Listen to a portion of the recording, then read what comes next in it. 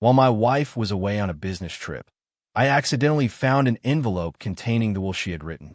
Suddenly my phone rang. It was her calling. The moment the video call started, what was waiting for her was far worse than she had ever imagined. Before we continue, subscribe to the channel and tell us in the comments what city you're watching us from. While my wife was away traveling, I found her will, and when I read what she'd written inside, I felt the floor open up beneath my feet.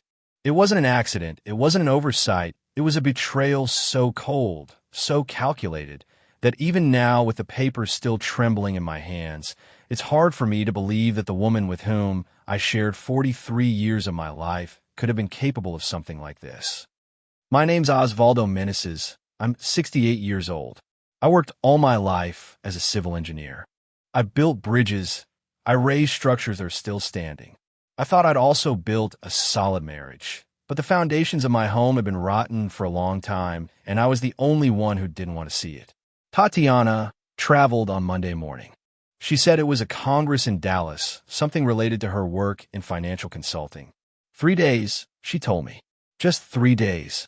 She kissed me on the forehead as if I were a child. She took her suitcase and left. I stayed in this empty house, in this silence that lately had become so normal that I didn't even notice it anymore. It was Tuesday afternoon when it happened. I was looking for some documents of mine in the study, medical insurance papers I needed to renew. I opened the bottom drawer of the desk, the one I almost never use, and there it was, a thick manila envelope with the logo of a law firm I didn't recognize. It didn't have a name written on the outside. It was just there hidden among old folders. Something in my stomach twisted.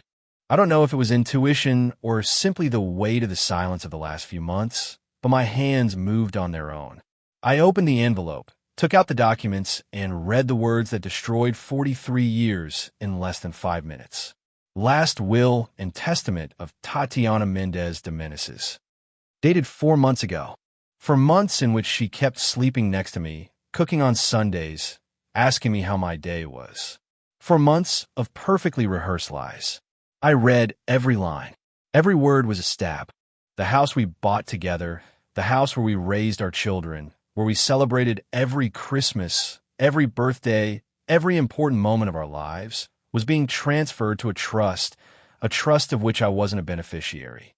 The bank accounts, the savings we accumulated during decades of work, everything divided in a way that left me with practically nothing. But the worst part wasn't the money. The worst part was the clause that said that in case of divorce or separation, I had to leave the property within a period no longer than 30 days, as if I were a tenant. As if I hadn't paid every dollar of the mortgage for 20 years. As if this house didn't carry my sweat on every wall. There was more: attached documents, bank transfers I didn't recognize, movements of money to an account we'd never spoken about, large, constant withdrawals during the last 8 months, thousands of dollars disappearing little by little, and I, without noticing it, because I trusted her. Because I thought we were a team. I sat in the study chair, the same chair where I spent so many nights working on projects, reviewing blueprints, building our family's future. Now that chair felt like the only solid place in a world that was crumbling. The paper was still in my hands.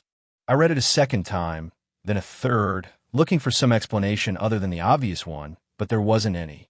Tatiana was preparing me for something, and she'd done it in secret behind my back with the precision of someone who's been planning every move for a long time. I looked around the study, the photos on the shelf, Tatiana and I in Cancun 15 years ago, our children when they were little, the family gathered in the garden. All those images now seemed fake to me, like sets of a play where I was the only one who didn't know I was acting. When did this start? When did she decide that I didn't matter anymore? When did I stop being her husband and become an obstacle? I thought about the last few months. The constant trips. There was always a conference, an important meeting, a client in another city. Before she used to invite me, before she used to include me, but little by little I was left out. It's boring for you, Osvaldo, she'd tell me. They're pure work meetings. Better stay and rest. And I, like an idiot, believed her. I thought about the dinners. Before we cooked together. Now she ate fast, checked her phone constantly, went to sleep early. When I tried to talk, her answers were short, distracted. I'm tired, she'd tell me. And I nodded, because after 43 years, I thought it was normal. I thought that's how marriage was at this age. But it wasn't tiredness, it was indifference. It was the silent contempt of someone who's already made a decision and is just waiting for the right moment to execute it. The cell phone was on the desk. I looked at it as if it were a bomb about to explode. Tatiana called me every night when she traveled. A quick video call, 10 minutes just to see how I was. Now I understood that it wasn't affection, it was control. It was making sure I was still here quiet, without suspecting anything. There were 2 hours left until she called, 2 hours to decide what to do with this information, 2 hours to process that my wife, the mother of my children, the woman to whom I gave my entire life, had betrayed me in the most cowardly way possible. I didn't cry. I didn't scream. I just sat there with the will in my hands, feeling how every happy memory was stained with bitterness. 43 years. 43 years of building bridges while mine was falling down without me noticing it. The afternoon light came through the study window. Outside, the birds were singing. The world kept turning as if nothing had happened. But for me, everything had changed. At that moment, with the will still trembling between my fingers, I knew that the man I was this morning no longer existed. And when the phone rang, when Tatiana's face appeared on that screen with her perfectly rehearsed smile, she wasn't going to find the naive husband she left on Monday morning. She was going to find someone completely different. I kept staring at the will until the letters started to blur in front of my eyes. Not because of tears, but because of the tiredness of reading the same betrayals over and over again. I put the documents back in an envelope and left it exactly where I found it. Tatiana couldn't know that I knew. Not yet. I closed the drawer and sat down again. And then the memories started to arrive, all those moments I ignored, that I justified, that I buried under layers of blind trust. Now they came back like ghosts one after another, demanding to be seen for what they really were. Warning signs I chose not to read. 6 months ago, my 68th birthday, Tatiana told me we'd have a special dinner, just the two of us. I got my hopes up like a fool. I bought wine, prepared the grill, put on music, but 3 hours before dinner she received a call. Emergency at the office, she told me. I'm so sorry, love. I'll make it up to you on the weekend. I spent my birthday alone. I ate a piece of meat in front of the TV, trying to convince myself that it didn't matter, that we were too old for those celebrations, but it did matter. And deep down I knew it, although I didn't want to admit it. 2 days later I saw on her phone a photo she uploaded to her social networks. She was in an elegant restaurant downtown, with people from her work. The caption said, all smiling, champagne glasses raised. The date of the photo, the night of my birthday. There was no emergency. She simply preferred to be with them than with me. When I asked her about it, she looked at me with those cold eyes she used so much lately. Osvaldo, I already explained to you. It was a last-minute meeting that ran late. Don't be dramatic. And I shut up. I swallowed the humiliation and moved on as if it didn't hurt. 4 months ago, our 43rd wedding anniversary, I booked a table at the restaurant where we had our first date. That small and intimate place she always said brought her the best memories. I bought flowers. I put on the suit she liked. I was excited to reconnect, to remind her that we were still in this together. I arrived at the restaurant, waited 30 minutes, then an hour. I sent her messages. I called her 3 times. Nothing. Finally, she replied with a cold text. Everything got complicated. I won't be able to make it. Sorry. I sat at that table with the flowers wilting in front of me and the waiter looking at me with pity every time he passed. I paid the bill without having eaten anything and went home. Tatiana arrived past midnight, gave no explanations, just got into bed and fell asleep, turning her back to me. The next morning, she acted as if nothing had happened, and I, weak, tired of fighting, simply let the moment fade into oblivion. But now, with the will burning in my memory, that moment took on another meaning. That day, 4 months ago, was exactly when she signed those documents. The same day of our anniversary, while I waited like an idiot in an empty restaurant, she was in a lawyer's office planning how to erase me from her life. 3 months ago, a Sunday afternoon, I was in the garage fixing the truck when I heard laughter in the neighbor's garden. It was a family gathering. The Martinez family, our lifelong neighbors, had all their children and grandchildren visiting them. There was music, food, joy. I went in the house and told Tatiana, we should do something like that. Invite the boys, the grandkids. We haven't all met up in months. She didn't even look up from her laptop. They're busy, Osvaldo. Everyone has their lives. We can't be bothering them. But I insisted. I called our eldest son, Armando. He answered in a hurry, distracted. Dad, things are complicated. Maybe next month. I called our daughter, Luciana. Same answer. We have a lot of things, Dad. We'll coordinate something later. I felt like a nuisance, like someone to escape from with polite excuses. Now I wonder, what did Tatiana tell them? What lies did she plant in their heads so that little by little they stopped visiting me? Because before they came often, before this house was full of life, and suddenly everything went cold, emptied out, and I was left alone without understanding why. 2 months ago, Tatiana told me she needed my signature for some bank documents. Boring paperwork, she explained. Just sign here and here. I signed without reading. I trusted her. We were a team. Now, looking at those bank statements and the will, I understand what I signed. They weren't boring paperwork. It was my own sentence, authorizations to move money, to create accounts in my name that I never supervised, to make transfers I never questioned. She used me. She used my trust as a weapon against myself. A month ago, I found her crying in the living room. It was the only time in a long while I saw her vulnerable. I approached worried, asked her what was wrong. She looked at me with red eyes and said, "Nothing you can understand, Osvaldo. Step aside." Her words were like a door slammed in the face. She didn't even pretend to need me anymore. She didn't even bother to include me in her pain, in her life, in anything. And last week, 3 days before her trip, we were in bed, each on their side, with the abyss of silence that had become normal between us. I tried to get closer, put my hand on hers. She pulled it away as if my touch burned her. "I'm tired," she murmured and turned over. That night, I stayed awake looking at the ceiling, feeling I'd lost something, but without knowing exactly what. Now I know. I'd lost my wife a long time ago. Only no one had bothered to warn me.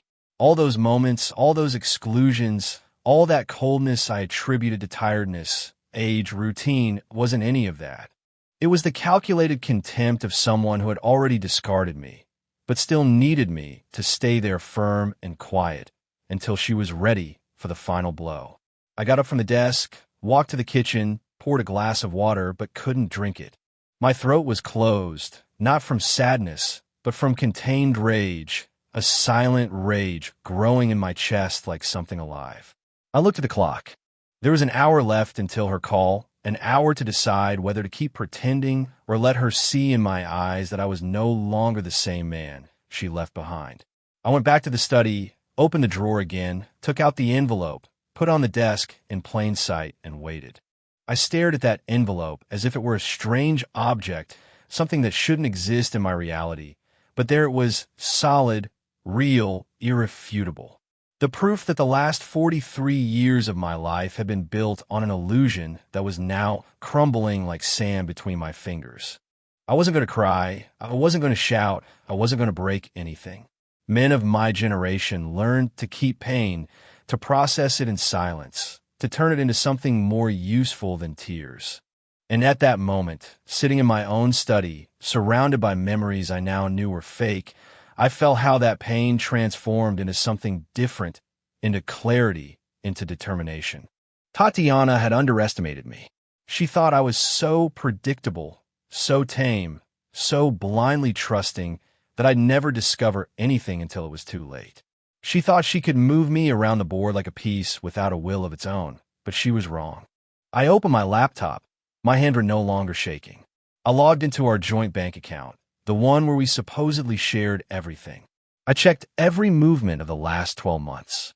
There they were, clear as water, regular transfers to an account I didn't recognize, $500 here, $1,000 there, cash withdrawals, payments for services I never hired. In total, more than $45,000 had disappeared from our account in the last year. $45,000 that she moved without consulting me, without telling me anything, while I kept depositing my pension religiously every month, believing we were saving for our final years together. I took screenshots of everything, one by one, methodically, without hurry. I created a folder on my computer and titled it Important Documents. I saved everything there, the transfers, the statements, the dates, every piece of evidence of her betrayal archived with precision. Then I checked her laptop. She'd left it in the living room before going on her trip. She always left it when she traveled. She said she only took her tablet for work. I knew her password. It was the date of our wedding anniversary. Ironically, the same date she signed those papers to destroy our marriage. I entered her email. At first, I didn't find anything unusual, work messages, newsletters, mundane things. But then I remembered something. Tatiana had a second email address, one she created 2 years ago to separate personal from professional, she told me. I searched in her saved browsers, and there was the other account. I didn't have the password, but her laptop remembered the session. I clicked. Well, I saw knock the wind out of me. Emails, dozens of emails with the senders saved as LM. The most recent messages were from 3 days ago. I opened the last one. Almost there, my love. Just a few more months, and everything will be ready. We'll be able to start our life together without hiding. Almost free. My love, our life together free. I scrolled down the chain of messages. There were hundreds, intimate conversations, plans, photographs. Tatiana smiling in a way she hadn't given me for years. Tatiana talking about the future, about trips, about a house on the beach, and the sender's full name appeared in an older email, Lazaro Mendoza. I searched the name on the internet, 47 years old, corporate lawyer, partner at a firm in Houston, divorced, no children, the same firm whose logo was on the will envelope. Everything clicked with brutal clarity. Tatiana wasn't just leaving me, she was replacing me. She'd found someone younger, more successful, someone who offered her a different life. And to be able to be with him freely, she needed to get me out of the way, but not just any way. She needed to do it in a way that she benefited financially. That's why the will, that's why the transfers, that's why the distancing from our children. She was preparing the ground for when she told me she wanted a divorce. She would have already moved all the money, would have already secured the house, would have already alienated our family, and I would be left alone, with nothing, with no one. I read more emails. I found one from 8 months ago where she told Lazaro about me. She called me the obstacle. She said I was too naive to suspect anything and that in a few months everything would be resolved. Another email from 5 months ago. Today I signed the papers you recommended. Everything is armored. If something goes wrong, at least I won't lose anything that belongs to me. What belonged to her? As if everything we built together were only hers. As if my 43 years of work, of sacrifice, of raising this family were worth nothing. I saved all screenshots of every email. I downloaded the complete conversations, the photos. I saved everything in my folder along with the bank statements and the photos of the will. I looked at the clock. There were 20 minutes left until her call. I got up. I walked to the bathroom, splashed my face with cold water, looked at myself in the mirror. The man who looked back was different from this morning's. His eyes had something new. It wasn't hatred. It wasn't revenge. It was something deeper. It was knowledge. It was power. I went back to the study, sat in front of my laptop, opened a blank document, and started writing. I needed to organize my thoughts, draw up a plan. I wasn't going to act impulsively. I wasn't going to give her the satisfaction of seeing me crumbled or violent. I was going to do this right. First, I needed more information. The emails were strong evidence, but I needed to know more about Lazaro Mendoza, about his movements, about whether Tatiana was with him right now on that supposed work trip. Second, I needed to protect what little I had left. Tomorrow I'd go to the bank and open a personal account. I'd transfer my pension there. She wouldn't have access to my money anymore. Third, I needed legal advice, someone trustworthy who could help me understand my rights, to recover what was mine by law. And fourth, most importantly, I needed to keep my composure. When Tatiana called in a few minutes, I had to act normal. She couldn't know that I knew. Not yet, because if she got scared, if she suspected something, she could accelerate her plans or hide evidence. And I needed her to feel safe, confident, convinced that I was still the blind husband I always was. The phone vibrated on the desk. A notification. It was her. I'll call you in 5 minutes. Get handsome, sending a kiss. That emoji, that damn emoji she used to fake affection while planning to destroy me.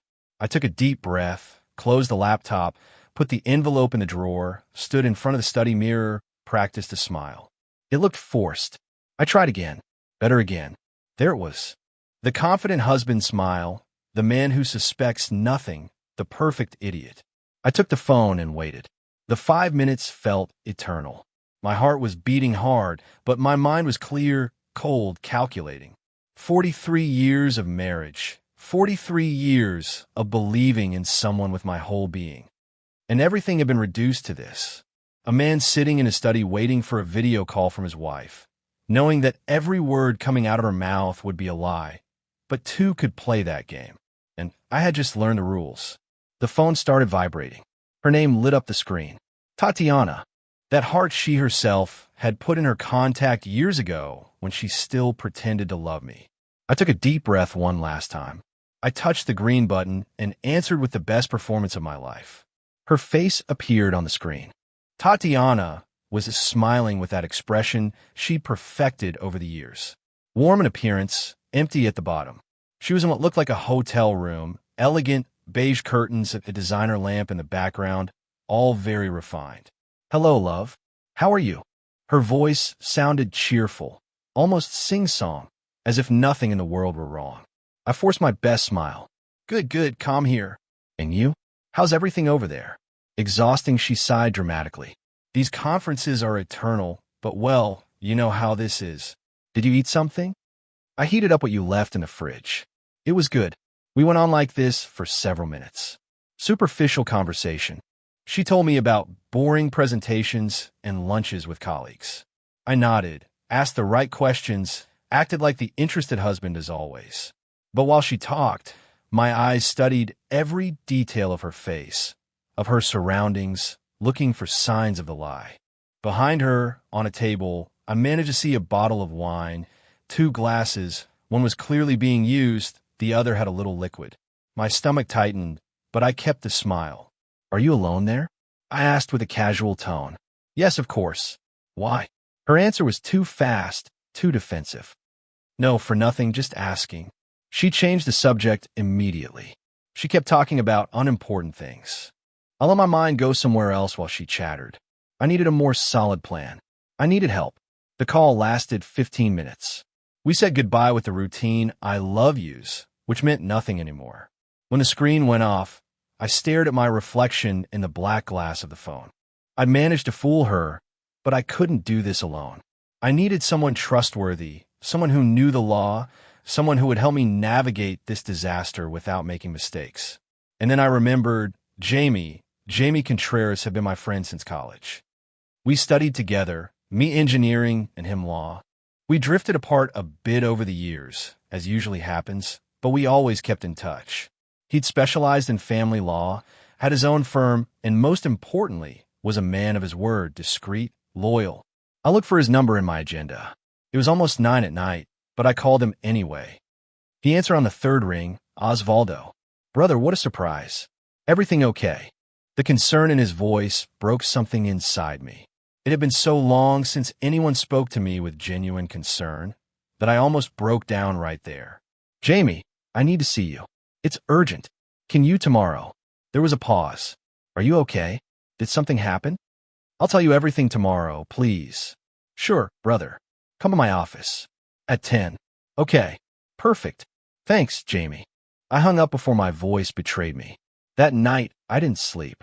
I stayed in the study going over everything I'd found, organizing evidence, preparing what I'd tell Jamie. Every hour that passed, my mind cleared more. The fog of betrayal was transforming into something more useful, strategy. At 7 in the morning, I showered, got dressed, and left the house. Traffic was heavy, but I arrived at Jamie's office with time to spare. His firm was in a modern building downtown.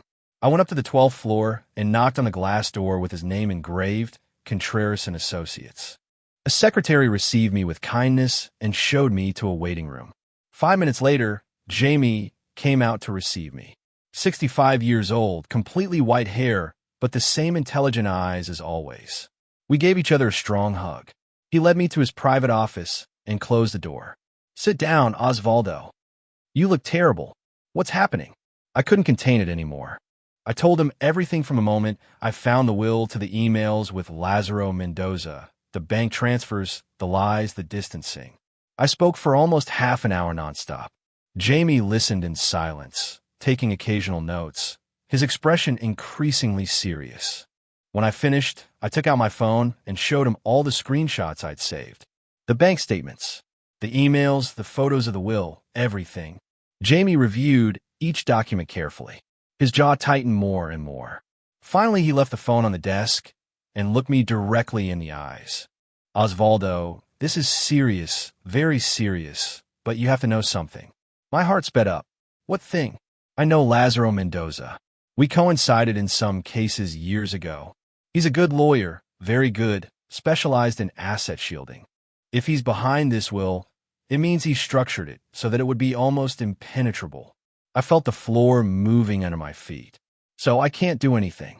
"I didn't say that." Jamie leaned forward. "I said he's good, but I'm better. And besides, you have something they didn't expect. Evidence. The emails between them are pure gold. Osvaldo, they demonstrate collusion, deliberate planning to strip you of your assets. That changes the whole legal landscape. What can I do?" Jamie took a deep breath.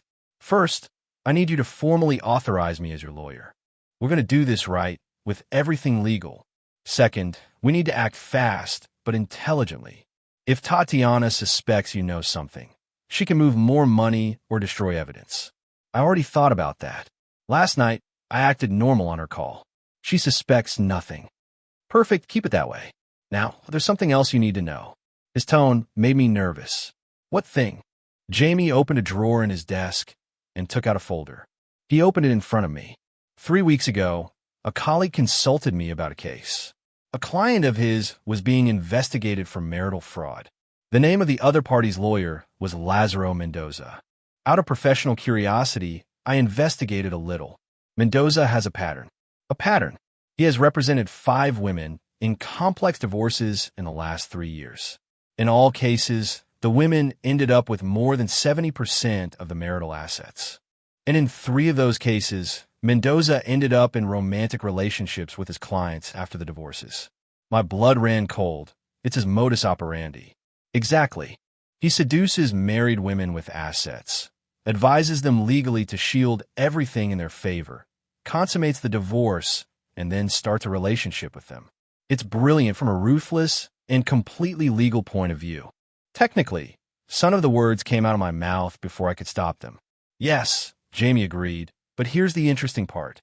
In 2 of those cases, the husbands managed to recover part of their assets when they demonstrated that there was prior planning and concealment of assets. One of those cases I handled, and you won. Partially, the husband recovered 40% of what he thought he'd lost.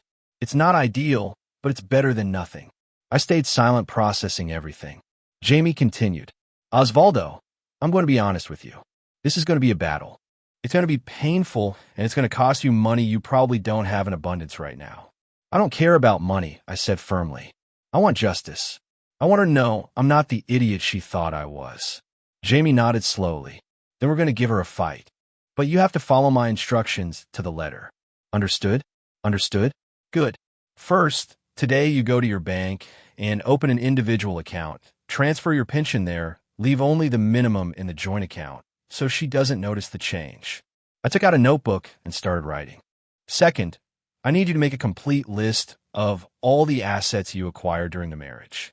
The house, the cars, any property, investments, everything with purchase dates, if possible." "I can do it." "Third, don't delete anything from her laptop. In fact, don't enter her email again. If she checks the logins and sees activity while she's away, she's going to suspect. We already have the screenshots. It's enough." It made sense. I nodded. "And fourth, most importantly, you keep acting normal. When she returns, you welcome her as always, you smile, you talk, you let absolutely nothing show. Meanwhile, I'm going to prepare the legal strategy. We're going to need about 2 weeks to get everything ready. 2 weeks pretending everything is fine." 2 weeks, Jamie confirmed. I know it's difficult, but it's necessary. Surprise is our best weapon. We stayed talking for another hour. Jamie explained the legal details, the options we had, the possible scenarios. I signed the documents authorizing me as his client. When I left his office, the sun was high, and I had something I hadn't had in 2 days. Hope. It wasn't going to be easy, but I wasn't alone anymore. And Tatiana was about to discover that the man she had underestimated for 43 years still had fight in him. The following days were a strange mixture of forced normality and silent preparation. On the outside, I was still Osvaldo Meneses, the trusting husband patiently waiting for his wife's return. On the inside, I was a completely different man, collecting every piece of evidence as if my life depended on it, and maybe it did depend. Tatiana returned on Friday afternoon. I heard her entering, dragging her suitcase down the hallway. She found me in the living room, reading the newspaper, as usual. I got up, welcomed her with a kiss on the cheek. She returned the gesture with that artificial warmth I now recognized so clearly. How was everything? I asked while she left her suitcase by the sofa. Exhausting. I need a shower and to sleep 12 hours straight. She took off her shoes with a dramatic sigh. How were you? Did you get very bored? Not at all. I was calm. I watched some movies. I fixed some things in the garage. Lie after lie, exchanged naturally. 2 actors on the same stage, each believing the other didn't know they were acting. That night, we had dinner together. She talked about her trip, about the boring conferences, about an excellent restaurant she tried. I nodded, asked questions, smiled at the appropriate moments, but while I cut my meat and drank my wine, my mind was elsewhere, going over the list Jamie had given me. During the weekend, while Tatiana slept or watched TV, I worked in secret. I went down to the basement and checked the boxes with old documents. I found deeds, property titles, receipts for large purchases. We bought the house together in 1992. I put 60% of the down payment with my bachelor savings. That was documented. The car she used, a sedan we bought 4 years ago, was in both names, but I had paid 70%. I kept the transfer receipts. There was more, a small property on the outskirts we bought as an investment 15 years ago. A piece of land we planned to leave to our children. According to the will I found, that land was now in Tatiana's trust, as if I'd never existed. I photographed every document, saved them in digital folders with dates and descriptions. I created backups in the cloud on 2 different accounts Tatiana didn't know. I wasn't going to run the risk of losing this evidence. On Monday morning, while she was at the gym, I called Jamie. How are you doing? He asked. I have everything you asked for. Properties, purchase dates, payment receipts, everything perfect. Did you open the new account? Yes, I already transferred my pension. I left $2,000 in the joint account for normal expenses. She hasn't said anything. Good, now I need you to do something else. Check her recent movements in the joint account. Have there been new transfers? I opened my laptop and logged into the bank. I checked the last 5 days. Yes, on Thursday, while she was traveling, she transferred $3,500 to that account I don't recognize, the same as always. I heard Jamie writing on the other side. Interesting. She's accelerating. Probably because she thinks everything is going according to her plan. That's bad. On the contrary, every transfer is more evidence. Keep documenting everything, but don't do anything that could alert her. How's the atmosphere at home? Normal, cold, but normal. She acts as always. And you endure. I stayed silent for a moment. It's easier than I thought. Now that I know the truth, it's as if I were seeing her for the first time. It doesn't hurt anymore. It just makes me curious. I want to see how far she's capable of going. Be careful with that, Osvaldo. Don't let rage make you make mistakes. It's not rage, I said slowly. It's clarity. On Tuesday, while checking the physical mail that had arrived during the week, I found something interesting, an envelope from the bank. Inside was a statement for a credit card I didn't recognize. My name was on it, but I'd never requested that card. I opened the statement. More than $12,000 in purchases during the last 3 months, expensive restaurants in Houston, hotels, a jewelry store, a designer clothing store. None of that had been bought by me, and all the charges were in cities where Tatiana had traveled for work. I photographed every page, sent it to Jamie by message. He replied in 5 minutes. This is fraud. She opened a card in your name without your consent. Keep everything. This is useful. That night, during dinner, I observed Tatiana with new eyes. She was wearing a necklace I hadn't seen before, delicate, gold, with a small diamond. Beautiful, expensive. Is it new? I asked, pointing to the necklace. She touched her neck instinctively. This. Yes, I bought it on the trip. It was on sale, I couldn't resist. Lie. I had seen the charge on the statement, $3,200 at a jewelry store in Houston. The same day, she was supposedly in conferences all day in Dallas. It looks beautiful on you, I said with a smile. Thanks, love. She returned the smile. Empty, practiced. On Wednesday, Jamie summoned me to his office. When I arrived, he had several documents scattered on his desk and a serious expression. Sit down, I have news. I sat down, my heart racing, good or bad, both. First the bad. I investigated the will more thoroughly. Lazaro did an impeccable job from a technical point of view. If Tatiana died tomorrow, that document would hold up in court. My stomach churned. And the good news is that a will means nothing in a divorce. In our state, marital assets are divided equitably regardless of what a will says.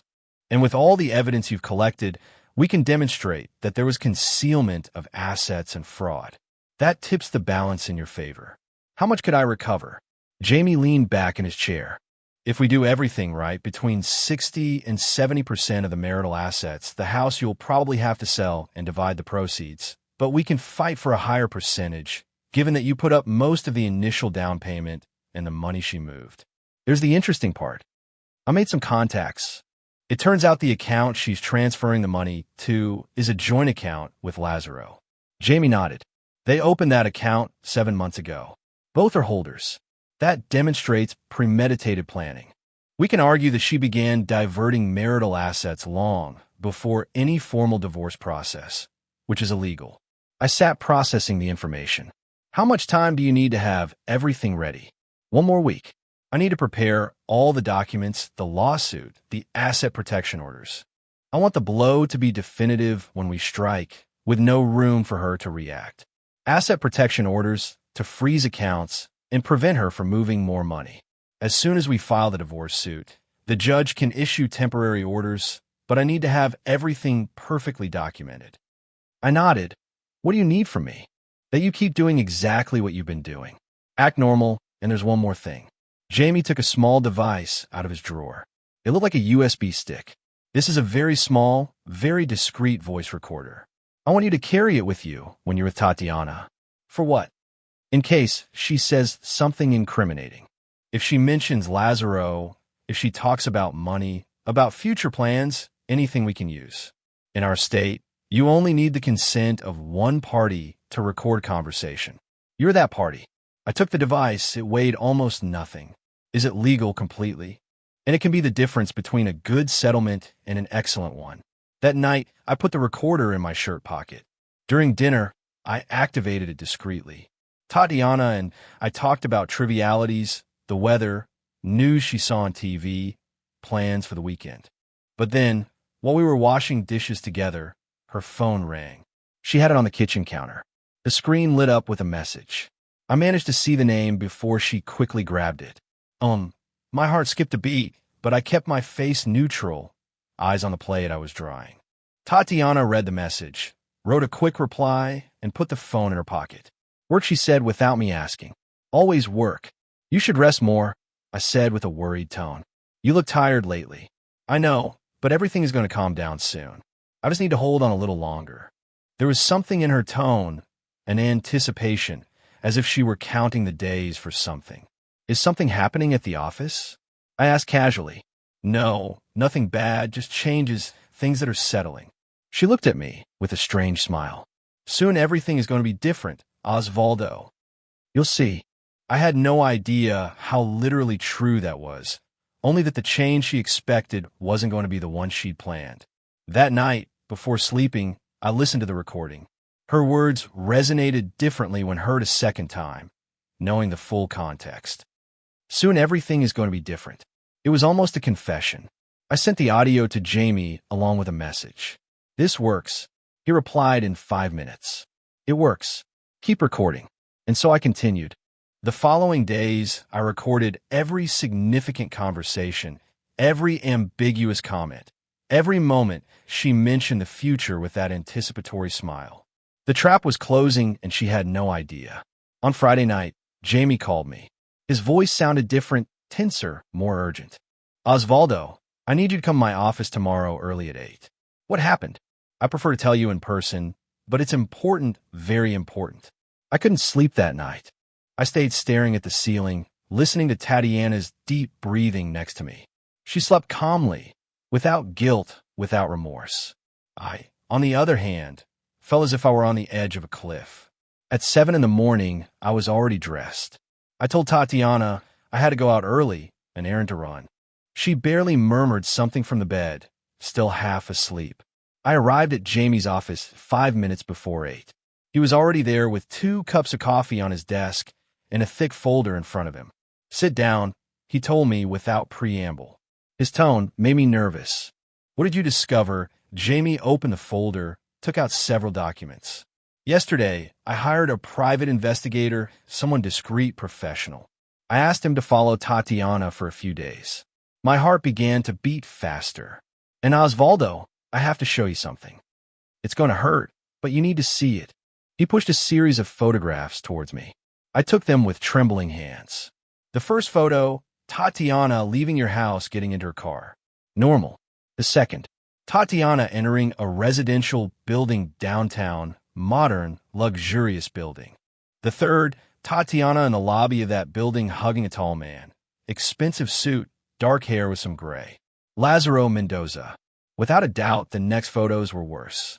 Them kissing in the parking lot, entering the elevator together. The last photos had a timestamp. They were taken last Wednesday at 3 in the afternoon. The same day Tatiana told me she had an important meeting in her office that would last all afternoon. "There's more," said Jamie in a low voice. He took out another group of photos. The investigator waited. She left the building 4 hours later. The photo showed Tatiana leaving the building, fixing her hair with that expression I knew well, the expression of satisfaction. I left the photos on the desk. My hands were no longer trembling. I felt a strange, almost unreal calm. How many times has she gone? In the 3 days we followed her, she went twice. Tuesday and Wednesday, always at the same time, always to the same place. He lives there, it's his apartment. He bought it 2 years ago. 18th floor, city view, valued at $800,000. $800,000. While I lived in my middle-class house worrying about the pension and expenses, she was visiting a luxury apartment with her lawyer lover. "I need you to see something else," Jamie continued. He opened his laptop and turned the screen towards me. The investigator managed to record audio. They were at a restaurant on Thursday. Secluded table, but the directional microphone captured the conversation. He pressed play. Tatiana's voice, clear as water. "How much longer do we have to wait? I'm already tired of pretending." Lazaro's voice, deep and controlled. "Patience, my love. Another month, maximum 2. We need everything to be perfectly in place. If we rush, it can get complicated legally." Tatiana sighing. I know, but it's exhausting getting home, seeing him there, having to act as if everything were fine. Lazaro, think about the final result. The house, the money, everything resolved cleanly. And then you and I free. It's worth waiting a little longer." Tatiana with a bitter laugh. "Sometimes I wonder if he suspects anything. Lately he looks at me differently." Lazaro differently how Tatiana, I don't know, as if he were studying me. "But no, it's impossible. Osvaldo is too trusting, too simple. He never suspects anything." That word simple, as if 43 years of marriage had reduced me to that. A simple man, a simple obstacle on her path to a better life. Jamie stopped the recording. "There's more, but I think this is enough." I stayed silent. I felt no pain. I felt no rage. I only felt a cold and clear determination. The moment had arrived. "When can we proceed?" I asked. Jamie closed the laptop. "I have everything ready. The divorce documents, the asset protection orders. all the evidence organized and certified. We can file Monday first thing. And what happens after? On Monday, we present before the judge. By Tuesday, she will be officially notified. The accounts will be frozen. She won't be able to move money, won't be able to sell properties, nothing. And then the process begins. I want to confront her first. Jamie looked at me with concern. Osvaldo, it's not a good idea. Legally, it's better not to. I don't care what's better legally. I interrupted firmly. 43 years, Jamie. 43 years of my life. I'm not going to hide behind papers and lawyers. I want her to look me in the eyes. I want her to know I'm not the simple man she believed. Jamie studied my face for a long moment. Finally, he nodded. I understand. When? Tomorrow, Sunday. I'm going to prepare everything. A meal, like we used to do when things were different. And then I'm going to show her every piece of evidence, every photo, every document, everything. Do you want me to be present? I thought about it. No, this is between her and me, but I need you to be available by phone. Just in case, I'll be available. And Monday, first thing, no matter how the conversation turns out, we file the documents. Agreed. Agreed. We left the office with a clear plan. Jamie gave me a copy of all the documents, all the evidence organized in a folder. For you to show them to her tomorrow, he said. I drove back home with that folder in the passenger seat. The weight of what I was about to do felt real, tangible. There was no turning back. When I arrived, Tatiana was in the kitchen preparing breakfast. She greeted me with a casual kiss on the cheek. Where were you? Out there resolving some things. Everything okay? Everything perfect? I smiled at her. Hey, what do you think if tomorrow we make a special meal? We haven't cooked something nice together in a long time. She seemed surprised, but pleased. Seriously? Yes.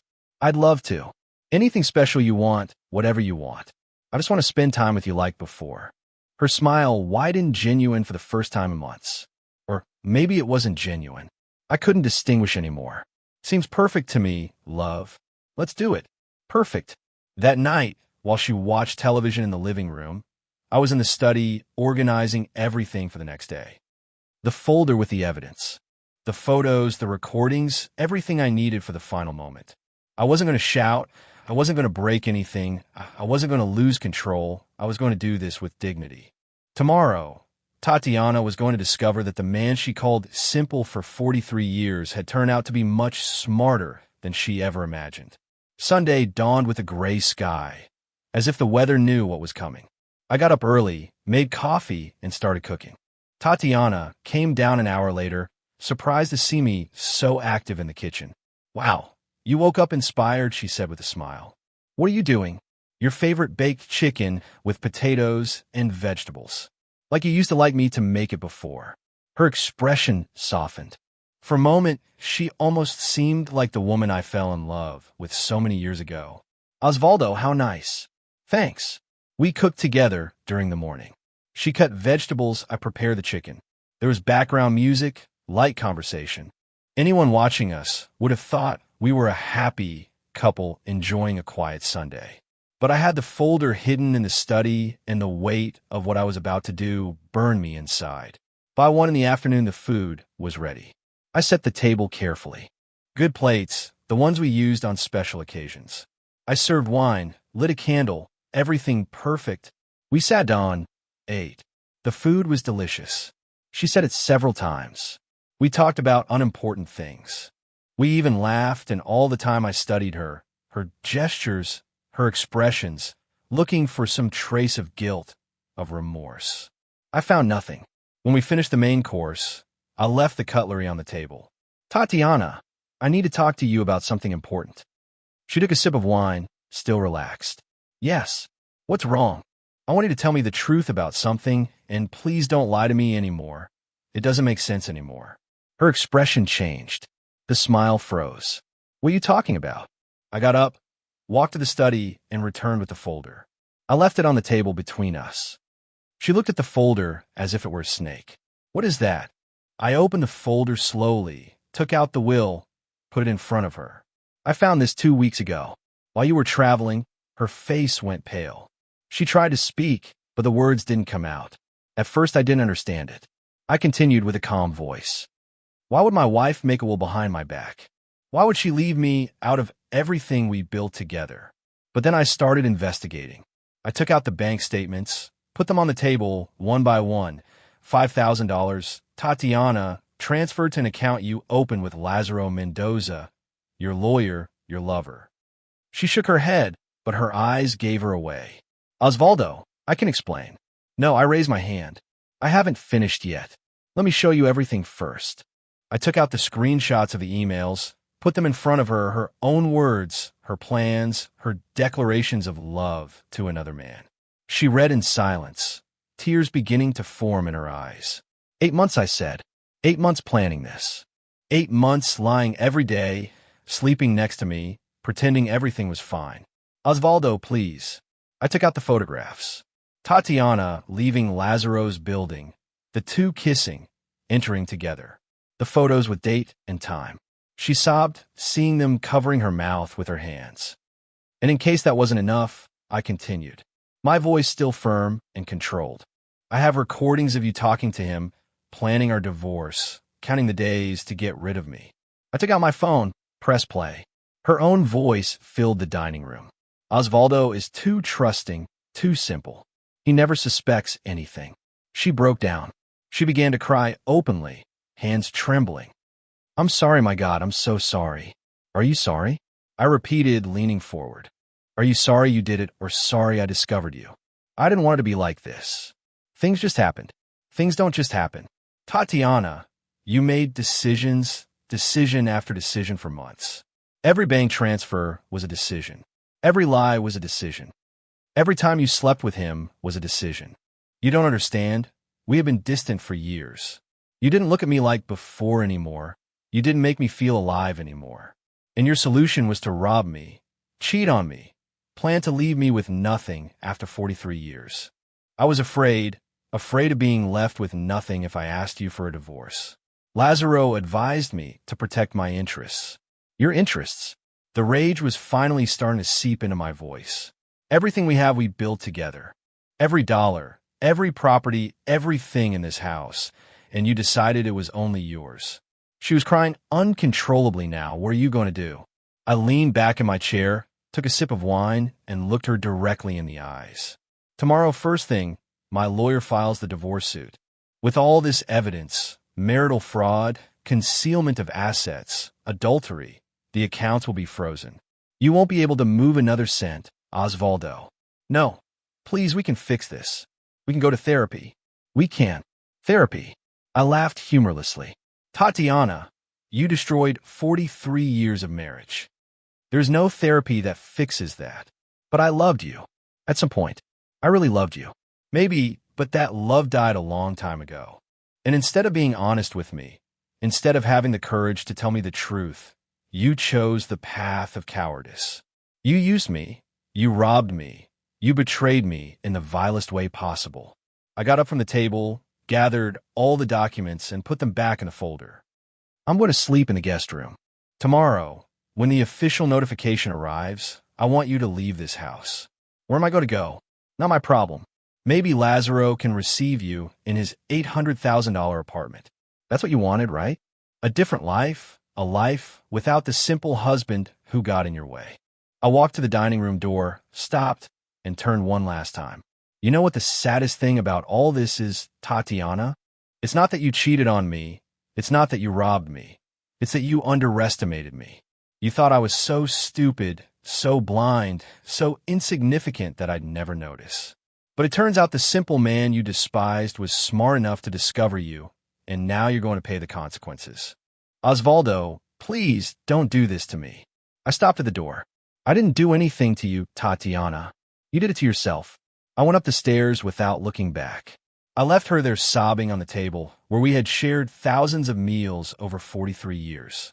The table where we raised our children, where we celebrated birthdays and Christmases, where we built a life that turned out to be a lie. That night, lying in the guest room, I felt no satisfaction. I felt no victory, only a deep emptiness where my marriage had been before.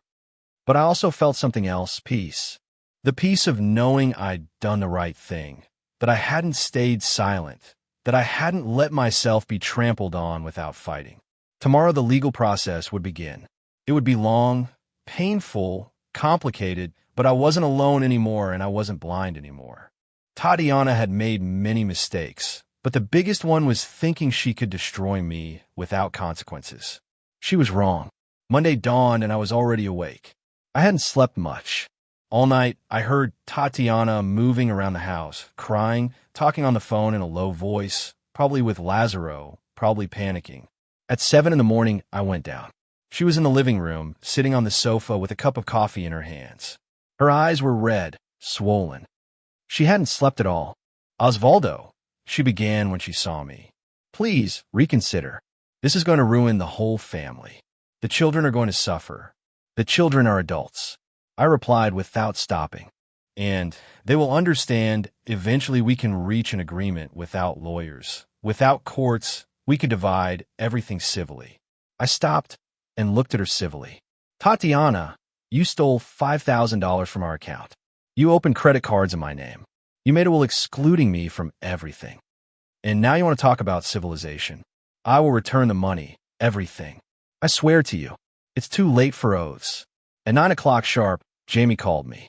"It's done. We presented everything before the judge. The asset protection order was approved. In an hour, all accounts will be frozen and the process server is on his way to your house." "Perfect. Thanks, Jamie. How are you?" "Surprisingly calm." "That's good. Now get ready. When she receives the notification, she can get difficult. If you need anything, call me." I hung up. Half an hour later, the doorbell rang. A man with a clipboard was at the door. The official process server, Tatiana Mendez de Meneses. She had hidden upstairs, but came down slowly upon hearing her name. "It's me. You have to sign here. It's a legal notification." She took the documents with trembling hands, read the first page, and her face crumbled. Divorce suit, asset protection order, freezing of assets. She signed because she had no other choice. The process server left, and then Tatiana exploded. "You froze the accounts. Are you crazy? How am I going to live? You should have thought of that before." She tried to call her bank. They confirmed that all her cards were blocked, all her accounts inaccessible. Then she called Lazaro, put him on speaker without realizing, or maybe she didn't care anymore. "Lazaro sued me. Froze everything. What do I do?" Lazaro's voice sounded tense. "How did he get evidence? What exactly does he know?" "Everything. He has everything. Photos, recordings, emails, I don't know how, but he has everything." There was a long silence. "Tatiana, I can't represent you in this. It's a conflict of interest. You're going to need another lawyer." "What? Are you abandoning me?" "It's not abandonment. It's legal protocol. Find someone else." I have to hang up. And he hung up, just like that. Without further ado, the man who had promised her a life together, who had helped her plan all this, abandoned her as soon as things got difficult. Tatiana stared at the phone in shock. Then she looked at me. "Are you happy? This is what you wanted. I didn't want any of this. You created it. I'm just responding." She dropped onto the sofa defeated. "And now what?" "Now you get a lawyer and see you in court. Jamie will give you reasonable time to prepare your defense, but the accounts stay frozen until the judge decides." I don't have money for a lawyer. That's not my problem. The following days were strange. Tatiana stayed in the house, but we avoided each other. She slept in the master bedroom, I in the guest room. We didn't cook together, didn't eat together. We barely spoke. Eventually she got a lawyer. He wasn't as good as Lazaro, but he was all she could afford with her personal card that still worked. The first hearing was 3 weeks later. The courtroom was small, cold, and personal.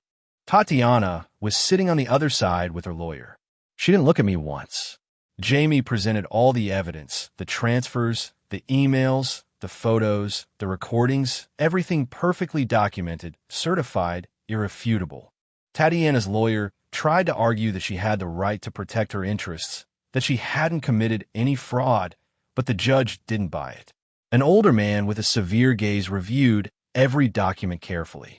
"Mrs. Meneses," he said finally, "what you did is not protecting interests. It is deliberate concealment of marital assets with intent to defraud. That is illegal." Tatiana started to cry. Her lawyer tried to object, but the judge raised his hand. "The asset protection order stands. We will proceed to the division of assets." And Mrs. Meneses, I recommend you cooperate completely, because if I find more evidence of concealment, the consequences will be severe. We left the court. Jamie was satisfied. You did well in there. You stayed calm, dignified. I just want this to end. It's going to take time, but we're winning. He was right. During the next 2 months, the process moved slowly. There were more hearings, more documents, more negotiations. Tatiana eventually accepted a settlement. I would keep 65% of the marital assets, including the house. She would receive the remaining 35% and had to return the $45,000 she had transferred illegally. It wasn't perfect, I didn't recover everything, but it was fair and above all it was final. The day we signed the divorce papers, we saw each other for the last time at the lawyer's office. Tatiana looked thinner, older. The last few months had destroyed her as much as me. Osvaldo, she told me when we were leaving. I know it doesn't mean anything now, but I'm really sorry. I'm very sorry. I looked at her for the last time. The woman with whom I shared 43 years of my life. The mother of my children, the person I had trusted most. And now a stranger. I'm sorry too, Tatiana. I'm sorry you didn't have the courage to be honest. I'm sorry you chose this path, but above all, I'm sorry for the years I wasted trusting someone who didn't deserve it. She sobbed, but I was already walking towards my car. I didn't look back. 2 weeks later, she moved out. I don't know where she went, probably with some relative, probably not with Lazaro, who I found out later already had another new client. The house felt empty without her, but it was a clean, honest emptiness. There were no more lies floating in the air, no more secrets hidden in drawers. One afternoon, my children came to visit me, Armando and Luciana. I had told them everything. At first, they didn't believe me, but when they saw the evidence, when they understood what their mother had done, they hugged me. We're sorry, Dad, Luciana said. We didn't know anything. I know, daughter. It's not your fault. We cooked together that afternoon, laughed, talked about simple things, and for the first time in months, the house felt like a home. 6 months after the divorce, my life had found a different rhythm. It wasn't the life I'd planned when I got married so many years ago, but it was mine, authentic without lies. The house no longer felt empty. Armando and Luciana came often with my grandchildren. On weekends, we had barbecues in the garden like before, but this time without the tension I didn't know existed. The children ran around the yard, filling the space with genuine laughter. Jamie became a frequent visitor. We drank coffee in the afternoons, played dominoes, talked about life. I realized that for years I'd been so focused on my marriage that I'd neglected friendships. Now I was recovering them. One Sunday morning, while preparing breakfast, the phone rang. It was Luciana. Dad, can I come see you? I need to talk to you. Sure, daughter. Come whenever you want. She arrived an hour later. She looked nervous. We sat in the living room with coffee. Mom called me yesterday. She began. She wants to see you. I felt a knot in my stomach. For what? She says she wants to apologize for real this time, that she's been in therapy working on herself, that she understands the damage she did to you. I took a sip of coffee thinking, and what do you think? I don't know, Dad. She's my mother. I love her, but what she did to you was unforgivable. If you decide not to see her, I understand completely. Where is she now? She rented a small apartment. She's working again, Lazaro. Well, he didn't last at all with her. He left her as soon as the divorce ended. I felt no satisfaction hearing that. Only a vague sadness for how everything had turned out. Tell her I'm not ready, I said finally. Maybe someday, but not now. Luciana nodded relieved. Okay, Dad. I'll tell her. After she left, I stayed thinking. Someday I could forgive Tatiana. I didn't know. Forgiveness was something earned with time, with consistent actions, not just with words. And for now, I needed to focus on rebuilding my own life. That afternoon, I walked through the neighborhood, something I'd started doing regularly. I greeted the neighbors, stopped to chat. I realized that for years, I'd been so enclosed in my own bubble that I hadn't noticed the life that existed around me. I passed the Martinez house. Don Alberto was in his garden watering the plants. We greeted each other, Osvaldo. What a pleasure to see you. How have you been? Good, Don Alberto. Very good. I heard about the divorce. I'm very sorry, friend. Thanks. It was difficult, but it was necessary. I understand. I went through something similar many years ago. It hurts, but one comes out stronger on the other side. We talked a few more minutes. He invited me to the next family barbecue they had. I accepted. These small connections, these simple moments, were helping me heal more than anything. That night, sitting in my study, I reflected on everything that had happened. 43 years of marriage had ended in the worst way possible. I'd lost money, time, trust, but I'd also gained something: clarity. I understood that I'd spent too many years being passive, trusting blindly, ignoring the signs. Never again would I be that man. I'd learned to value myself, to defend myself, not to accept less than I deserved. I also understood that love wasn't enough. I needed respect, honesty, reciprocity. And if those things didn't exist, then it wasn't worth holding on. I opened my laptop and started writing. I didn't know exactly what. I just needed to put my thoughts into words. I wrote about the betrayal, about the pain, about the reconstruction process. I wrote for hours until the words became something resembling healing. When I finished, I saved the document. Maybe someday I'd share it. Maybe it would help someone else who was going through something similar, because if there was one thing I'd learned, it was that I wasn't alone. Many people had lived similar betrayals, similar pains, and many had moved forward. I got up and walked to the window. Outside, the moon illuminated the garden, the same garden where I'd spent so many moments with my family, where I'd built memories that now looked different under the light of truth, but it was still my garden, my house, my life. Tatiana had tried to take everything from me. She planned to leave me with nothing, as if my 43 years of work and dedication were worth nothing. But she'd failed, and in the process, she'd lost much more than me. I'd lost a marriage, but she'd lost her integrity, the respect of her children, and the opportunity to grow old with someone who had genuinely loved her. I felt no hatred towards her. Hatred required energy I no longer wanted to spend. I felt indifference and maybe a little pity. My phone vibrated with a message. It was Jamie Domino's tomorrow. I smiled and replied, of course. These were the things that mattered now. Real friendships, family that chose to be present, simple moments that built a genuine life. I went to sleep that night with a peace I hadn't felt in years. It wasn't the life I'd imagined at my 68 years, but it was a good life, an honest life, and maybe eventually I'd find love again. Or maybe not. I no longer define myself by being in a couple. I define myself by my integrity, my strength, my capacity to get up after being knocked down. I had survived the worst betrayal imaginable. And not only had I survived, I had prevailed. That was enough. As I closed my eyes, I thought about everything I'd learned. That trust must be earned, not given blindly. That red flags exist for a reason. That it's never too late to defend your dignity, and that sometimes the worst betrayals lead us to the best versions of ourselves. 43 years had ended, but my life hadn't. I still had much to live, much to build, much to experience. And this time I do it with my eyes wide open.